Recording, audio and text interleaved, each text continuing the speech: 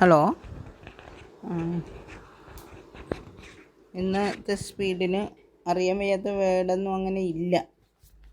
ഉണ്ടെങ്കിൽ ഞാൻ പിന്നെ അടുത്ത ക്ലാസ്സിൽ പറഞ്ഞുതരാം. ഇത് ഞാൻ 2 സ്പീഡ് വായിക്കുവാണ്. Ready? Many honorable members have been good enough to express themselves in kind words about several aspects of our policy, especially our foreign policy. Much has been said, to which I should like to reply.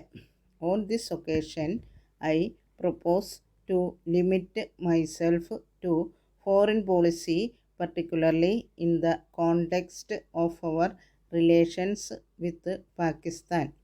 I am grateful for the support given to our foreign policy by the House.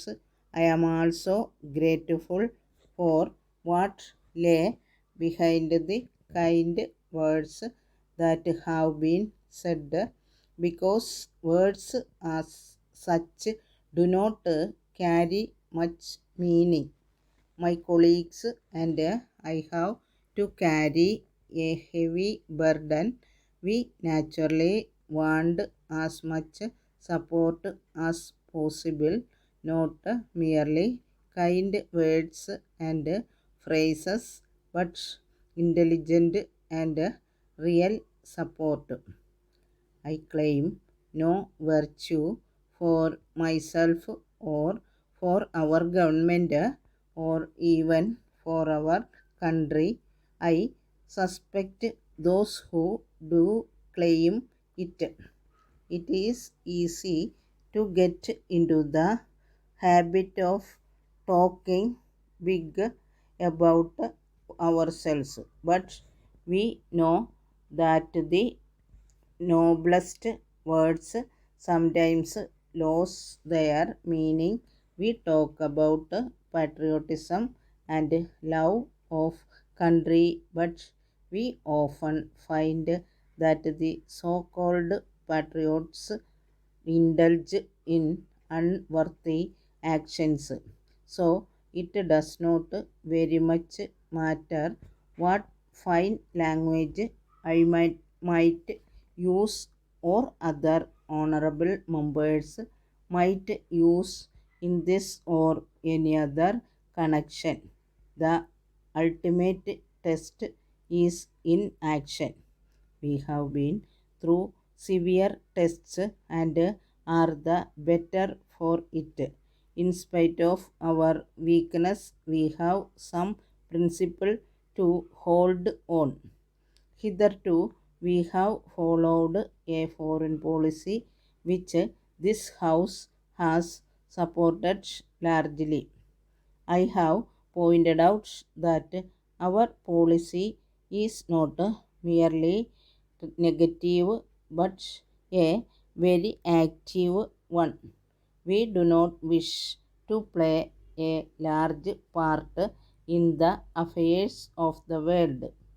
We have troubles of our own, but where our guidance is sought, it will be given in accordance with our views without caring for the opinion of others, even if we have to suffer for that. I hope we shall be prepared to suffer rather than give up our independence of judgment and action. Although every intelligent person must realize that a war must be avoided at all costs, no country can keep quiet without making preparations to meet it. We have to depend upon our own strength and be prepared to defend our freedom. This approach has governed our relations in foreign policy with Pakistan. the fact remains that a major conflict between India and Pakistan. Ready? Second speed വായിക്കാം. Yes. Mr. Chairman, sir, for the last 12 years, it has been my privilege to receive His Excellency addresses to both the houses and to participate in the discussion thereof. I think I am not wrong when I have ever come across during these 12 years. At the same time, I cannot say also that it is sweet as my conscience forbids me to take any such assertion. Sir, time and again, honorable members have referred to the fact that the food situation is becoming more and more difficult.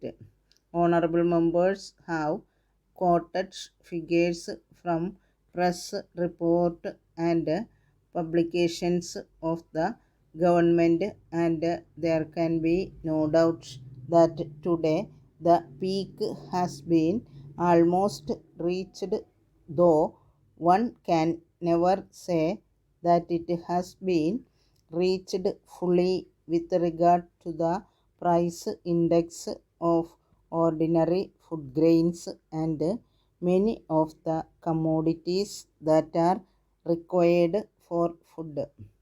Sir, I have repeatedly stated that the greatest blunder that could have been made with regard to the food position is to have centralized this important matter and given it in the hands of the central minister after minister, who was in charge of the food department, and to resign. The only minister who did a good deal of service unfortunately died. I welcome the bold manner in which he straightway cut off all controls, and the very next day prices came down here and all over India. But I today we find that the ministers have got their own ideas. They have never been residents of rural area.